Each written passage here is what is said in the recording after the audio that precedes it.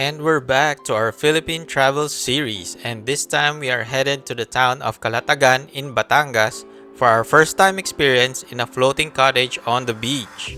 If you have only joined us, we have taken some time off from our cold and busy lives in Windsor, Ontario in Canada and went back home to our warm first home in the Philippines. We are the Flores family, Jay, Rose, and Kish, and we'll be sharing with you some highlights from our trip.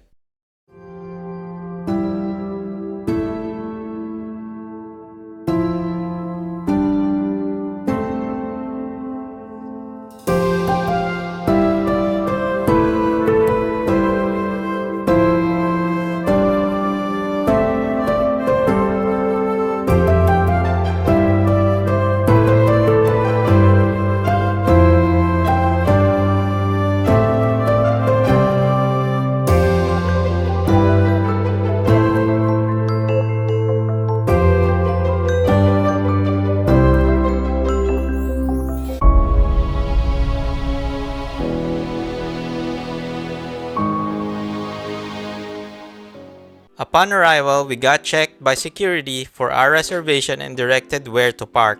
Kasi magkaiba yung parking area ng overnight customers at ng mga daytime lang. We parked our vehicle and went to the check-in counter even though we knew we were more than 2 hours early. On our way to the reception, we admired their interesting decorations that contained several words of wisdom or famous sayings to lift up your spirits. Good vibes lang. Dito na tayo sa Stilts, Calatagan.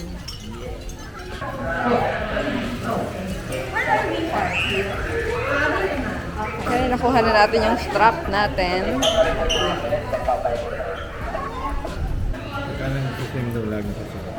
Para identification. Kasi kung saang area ka dapat pwede. Tsaka meron yata iba yung mga day lang. Kaya kahit saan Pwede. After we got our cottage details and most of the resort's general info, we were encouraged to take the tour with their in-house service jeep. We highly recommend this short tour so you can admire the place and get to know some history of the place.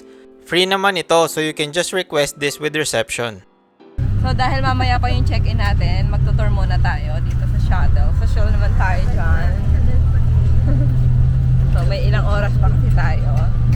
Serenity Beach. Additive pa po yan. Oh,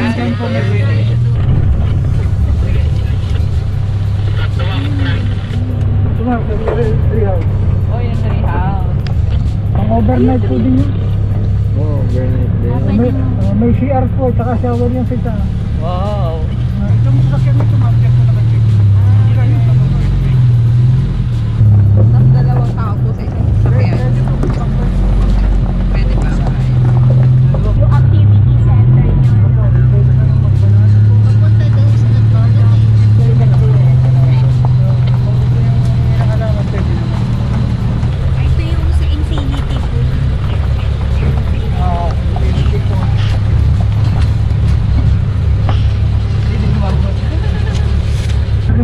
Parking ko ng mga dito. Pag binubukod niya, doon overnight lang. Pero pwede magpunta yung overnight sa Infinity Pool. Dito na pwede. Kasi sa Infinity Pool. Andito Pagpasok mo dyan po na yan. Tapos ito na po yung pinakadulo ng skill. Destiny Beach. Ito ba yung Ma'am, dito, kaso low tide na to, walang tubig dito, hindi wala ng tubig. Saka dito po may 3 kwarto pang overnight, 3 kubo naman para sa picture. Lahat po ng activity sa dagat, nandito na po. Mga banana po, please, kubagay, kaya, jet ski. Opo, dito Kasi na po. malalim dito. Ganda lang punta. Ganda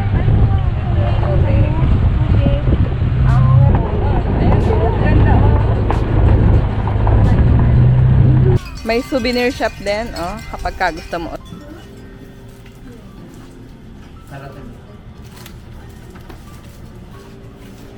Ang gaganda ng design. Ayan, crochet, loops and hooks, Stilts Calatagan, magnet. That's cute. Mga sando, ang sombrero. May bag. Ayan. Kayo po ang gumagawa nitong mga bag pa. After ng sulit na tour, it was already around lunchtime, so, you guessed it, time for lunch. And Stilts have the sweet spot to serve round-the-clock meals. And they also serve the breakfast buffet that comes with booking your overnight cottage. We will show more of this later in the video.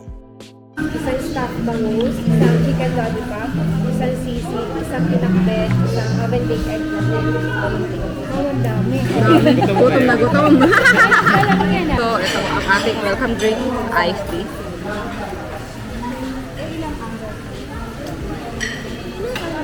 Kain tayo, lunchtime. Daming food.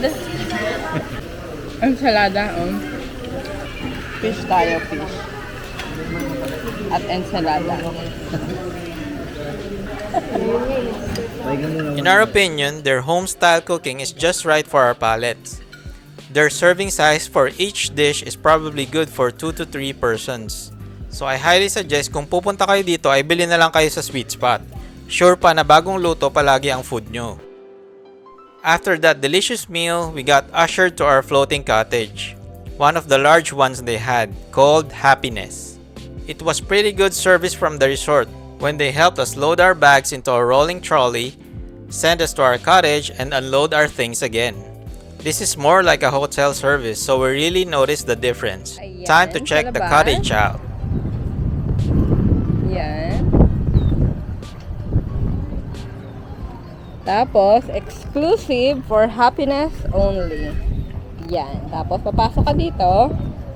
May gate na maliit. Happiness. Ayan. May duyan. Ito yung pasukan. Tapos, may mesa. Dalawang Guest That's room at good. master bedroom. Wow! Yung tubig po, mineral naman po siya ma'am. Pag naubos po, tawag na kayo, re-refill po yan. Oh, that's... Enjoy po kayo, enjoy po. thank you.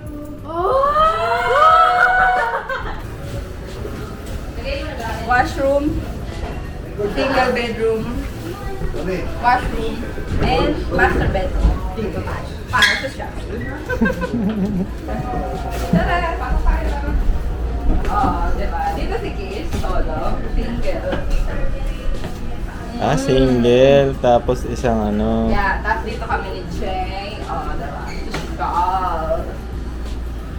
Good. Ganda. Yeah. Ito yung single bedroom. Ang cute niya, oh. Tignan mo. May hagdan. Shower. Uy, may heater. Wow. Tapos, ang linis niya. Ang linis ng bowl. Puting-puti. Tapos may mga tissue-tissue. Ayan. Tapos, ito yung another washroom. Toilet lang. Kitchen. Ayan. Parang pantry na. Ayan.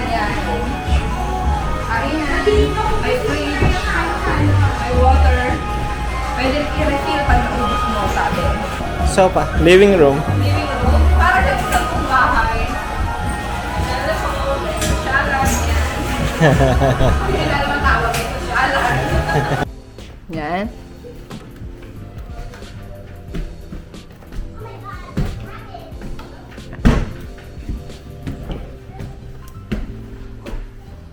Charan! Wow, ang dami po! Ang dami pong foam. 3 bed po na single. Tapos mayroon pong ang daming available na foam. Sobra po. Opo, 3 single bed.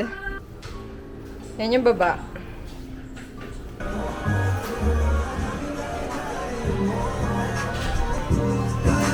Dito na tayo sa labas. Mahangin.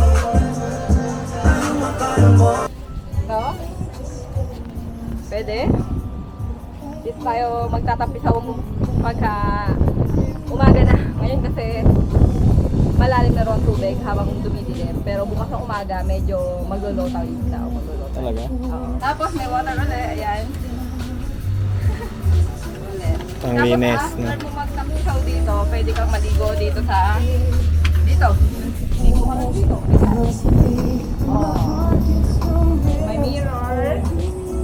May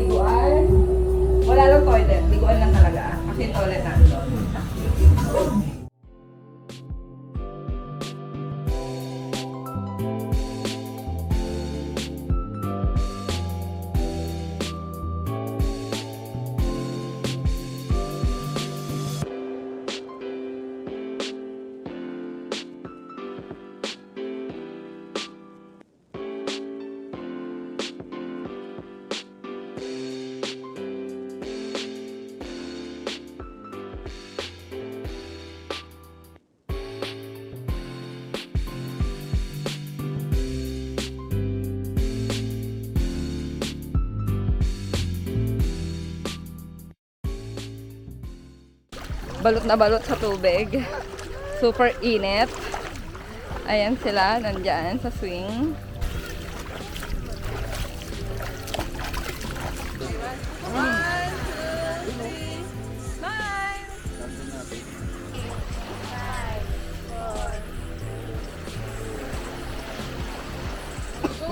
After ng sunset, ayan, maliwanag pa naman. Pero, punta uli kami ng pool dahil si Kish ay nagyayaya doon. Time check, 6 o'clock. 7 ang dinner. So, may 1 hour pa kaming mag-pool. Ayan na uli kami sa main pool. So, pupunta tayo sa infinity pool. Nagbagong isip natin dito sa main pool. Dahil kanina nandito na tayo, di ba, bago tayo magpunta sa sunset. Kaya, Gora Bells, lipat tayo ng location.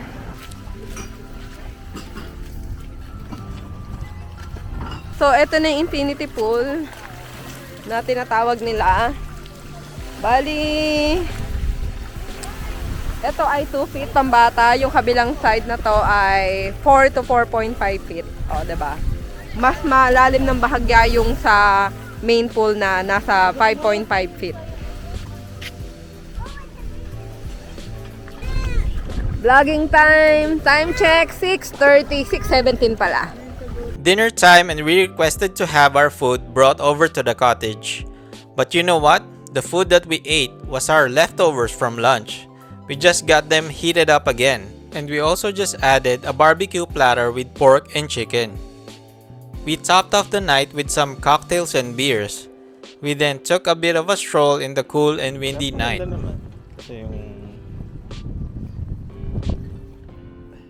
The next day, we went to the sweet spot for their breakfast buffet. They call it a controlled buffet because someone will be serving the food for you. Although you can always just ask for more or you can come back for another round. Filipino breakfast. Tara, kain tayo. Konti lang, konti. Sa side po. Isa lang po nito.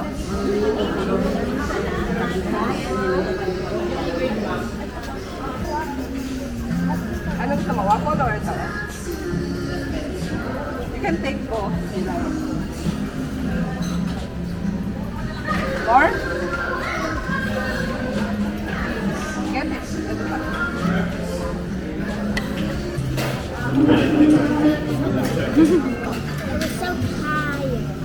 Sarap ng hotdog.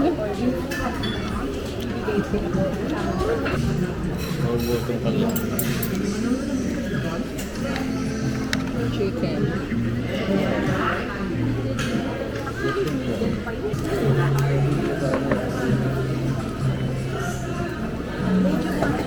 Yung isang tiyan naman. Tapos na yung kanin. Yung dessert na tiyan naman. Magaling, ang dessert.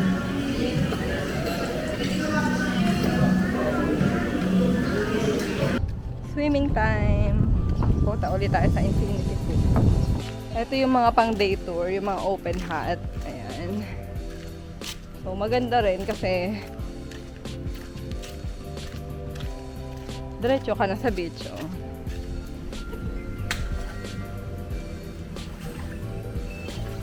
In the few hours that we have left, we squeezed in for more time under the sun. We also tried to get a quick peek at the other parts of the resort.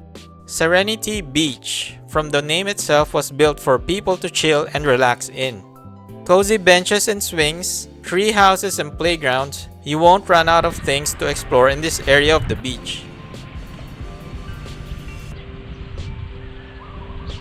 There is no shortage of water activities to be done if you're interested, and you can check out Stilt's website for more details on this. Sa summer sa Canada naman. But, Wait, can you build a pool in our backyard? wow, patay tayo dyan. Check out time. Let's go.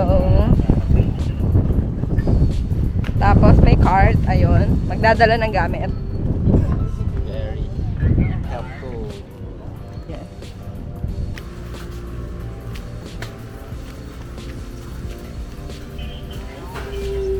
Ice cream time. Yes. So, may wishing pond dito. Maghahagis tayo. Una, mag-wish muna tayo. Anong wish natin? For success and health. Okay, good. Yeah. Let's go. This concludes our overnight stay at the Stilts Calatagan Beach Resort. We had loads of fun and relaxation in this place. It was a real meaningful stay because of the food, the facilities, and of course the clean and maintained beachfront that the whole family can enjoy.